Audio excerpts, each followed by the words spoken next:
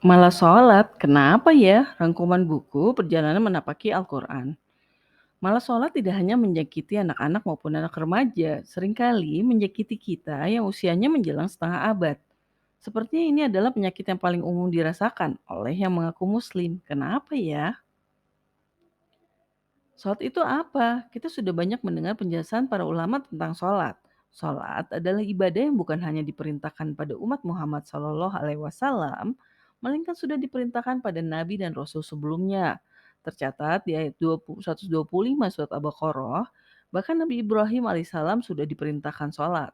Sholat diartikan doa, tapi kita semua mengetahui bahwa sholat adalah miniatur semua ibadah yang harus dilakukan secara rutin setiap harinya.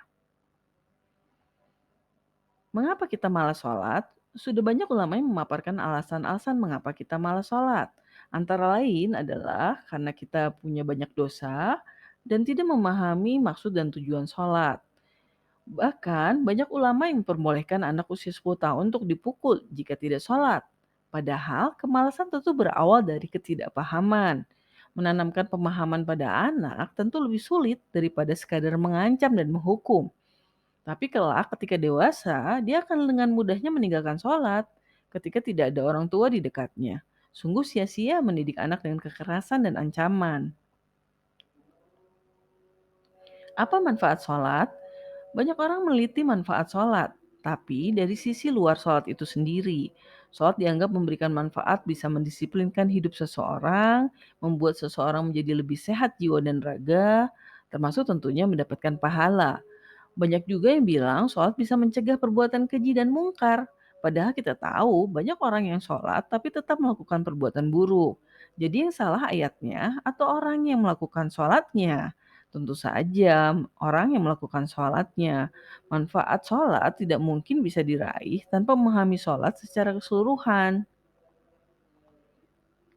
Salat adalah konsekuensi keimanan dengan yang gaib. Allah Subhanahu wa taala sudah mengajarkan kita korelasi antara menegakkan sholat dengan keimanan dengan yang gaib.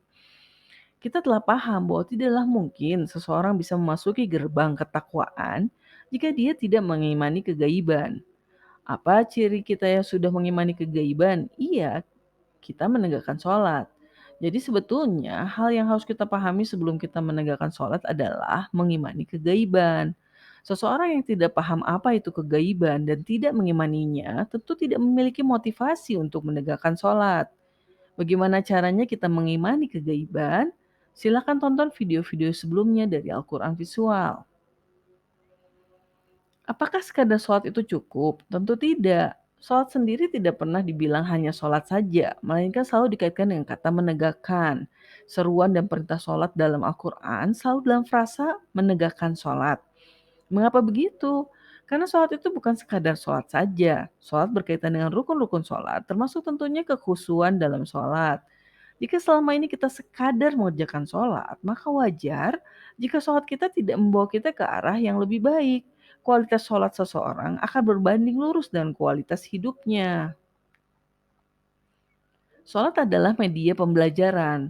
Hal yang sering kita lupakan adalah sholat merupakan media pembelajaran kita dalam mempelajari Al-Quran.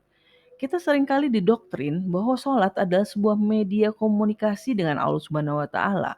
Padahal manusia biasa seperti kita hanya bisa berkomunikasi dengan Allah Subhanahu wa taala melalui Al-Qur'an. Allah Subhanahu wa taala berkata-kata pada kita melalui ayat-ayatnya.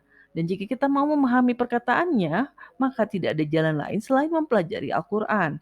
Bagaimana cara kita mempelajari Al-Quran? Iya, bacalah ayat-ayatnya ketika sholat dan renungkanlah dengan seksama.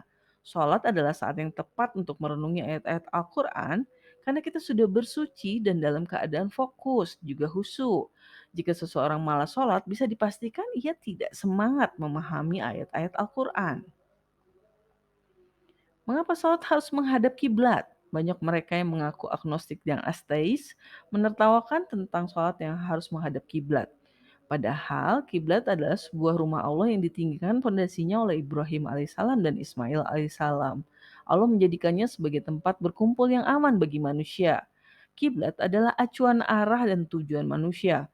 Manusia yang beriman akan bersama-sama memalingkan wajah pada kiblat dalam rangka memantapkan arah dan tujuan, karena pengabdian harus dilakukan bersama-sama, tidak sendirian. Ini juga sebuah penegasan bahwa sholat adalah suatu indoktrinasi Allah Subhanahu wa taala kepada manusia yang beriman.